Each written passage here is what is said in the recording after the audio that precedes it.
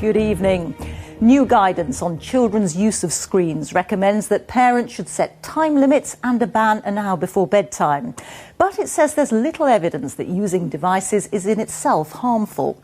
The report by the Royal College of Paediatrics and Child Health says that parents should worry less about screen time being toxic to health. But it has drawn up a checklist to help parents judge if their children are using screens in a healthy way.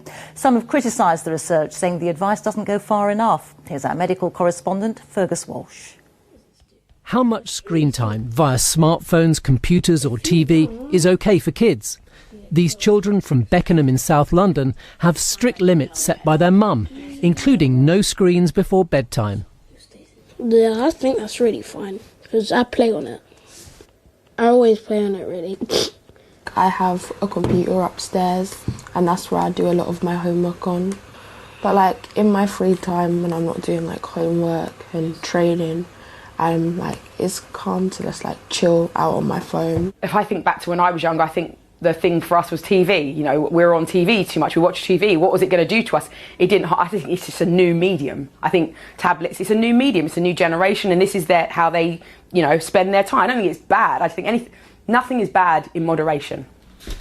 Today's guidance says as long as children are active and healthy, then parents are best placed to decide what screen use is appropriate, and there's no need for set time limits. There's not good enough evidence for a particular threshold, and it's really difficult to pick a number here. The second is actually applying a threshold is very difficult. What about homework? What about educational things? What about piano practice with your music on an iPad? It's very difficult to actually put these things in practice, and often what happens is it just makes people feel bad about what are quite normal activities. Many studies have shown an association between high screen use and obesity and depression. But the Royal College says there's simply not enough evidence to show a direct causal link. It might be that children with those issues are more likely to use screens excessively.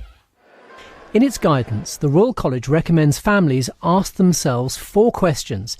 Is screen time in your household controlled? Does it interfere with what your family wants to do?